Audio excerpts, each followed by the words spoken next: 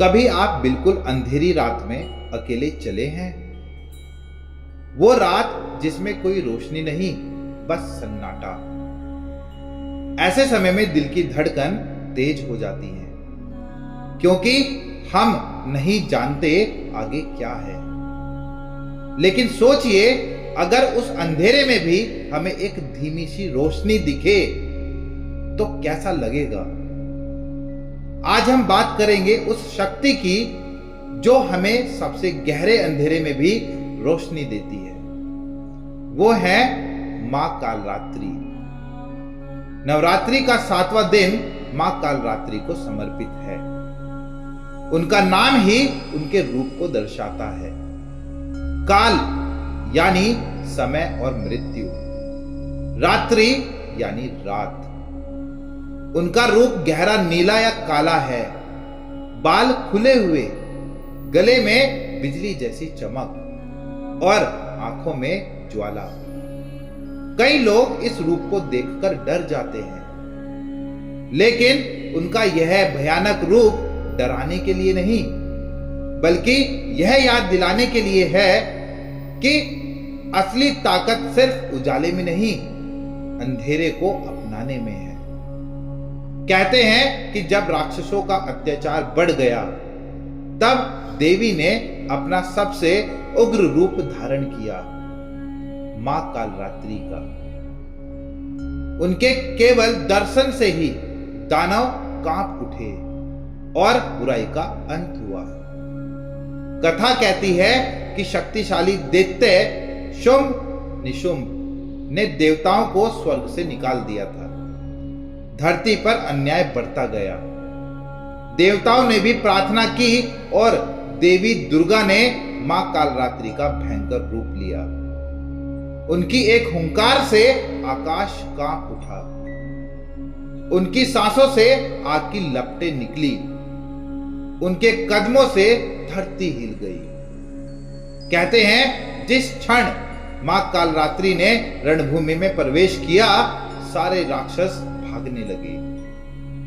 मां ने यह संदेश दिया कि जब अधर्म अपने चरम पर हो, तो न्याय के लिए हमें अपने भीतर की छुपी शक्ति जगानी पड़ती है। यह केवल पौराणिक कहानी नहीं, बल्कि हमारी जिंदगी की सच्चाई है। अगर हम गहराई से देखें तो हमारी रोजमर्रा की जिंदगी में भी अंधेरा है। असफलता का डर, अकेलेपन का दर्द, रिश्तों की उलझन, भविष्य की चिंता, आत्मसंदेह, ये सब हमारे अपने राक्षस हैं। हम इन्हें छुपाने की कोशिश करते हैं, भागते हैं, पर ये और बड़े हो जाते हैं। याद रखिए, भागने से अंधेरा खत्म नहीं होता, लेकिन सामना करने से अंधेरा रोशनी में बदल जाता है। मां कालरात्रि का भयानक रूप हमें यही सिखाता है कि डर को दबाना नहीं, उससे आंखें मिलाकर खड़ा होना ही असली जीत है। तो हम अपने जीवन के इन अंधेरों का सामना कैसे करें? पहला कदम है पहचान। हर रात सोने से पहले अपने मन का सबसे बड़ा डर लिखिए, उसको पहचानिए। उसे पहचानने से ही वो डर आधा छोटा हो जाता है। दूसरा कदम है संवाद। डर से भागे नहीं, उससे बात करें। खुद से कहें, तू मेरा शिक्षक है, दुश्मन नहीं। तीसरा कदम है छोटा सा एक्शन। जिस काम से सबसे ज्यादा घबराहट होती है, उसी में छोटा सा कदम बढ़ाइए, छोटा सा एक्शन लीजिए। चौथा कदम है भरोसा। भरोसा रखिए कि हर रात के बाद सुबह होती है। अंधेरा स्थायी नहीं है।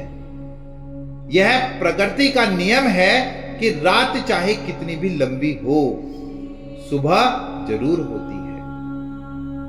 मां कालरात्रि हमें यही याद दिलाती है कि अंधेरा और रोशनी दोनों जरूरी हैं। जैसे बिना रात के दिन की कद्र नहीं होती, वैसे ही मुश्किलों के बिना ताकत का एहसास नहीं होता। हमारी आत्मा का असली तेज भी उसी समय दिखता है जब सब तरफ अंधेरा हो और हम अपने भीतर की रोशनी जलाएं। तो इस 7वें दिन मां कालरात्रि से प्रार्थना करें कि हमें वो साहस दे कि हम हर अंधेरे को पहचाने और उसे स्वीकार करें और अपने जीवन में आगे बढ़ें। क्योंकि जब हम डर से दोस्ती कर लेते हैं, तभी हमें असली आजादी मिलती है।